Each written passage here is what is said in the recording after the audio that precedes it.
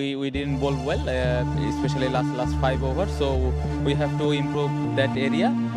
এদের কারণেই ম্যাচ হেরেছি। শেষ ম্যাচে লজ্জাজনক হারের পর নাম সহ যাদের দুষলেন নাজমুল হোসেন শান্ত। দর্শক, বিস্তারিত জানতে ভিডিওটিতে একটি লাইক দিয়ে শেষ পর্যন্ত দেখতে থাকুন। 5 ম্যাচ টি-20 সিরিজের শেষ ম্যাচে জিম্বাবুয়ের বিপক্ষে টসে হেরে প্রথমে ব্যাটিং করতে নামে বাংলাদেশ। এদিন যেন জিম্বাবুয়েন বোলারদের বোলিং ভেলকিতে শুরুতেই কাবু হয়ে যায় বাংলাদেশ। তবে একপাশে মাহমুদুল্লাহ রিয়াদের অর্ধশতকে ভর করে 158 রানের সংগ্রহ পায় বাংলাদেশ।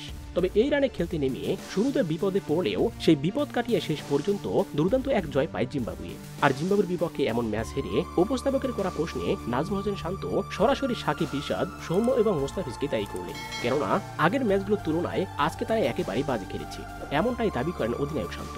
সাকিব ভালো বোলিং করলেও ব্যাট হাতে ভালো ছিলেন না।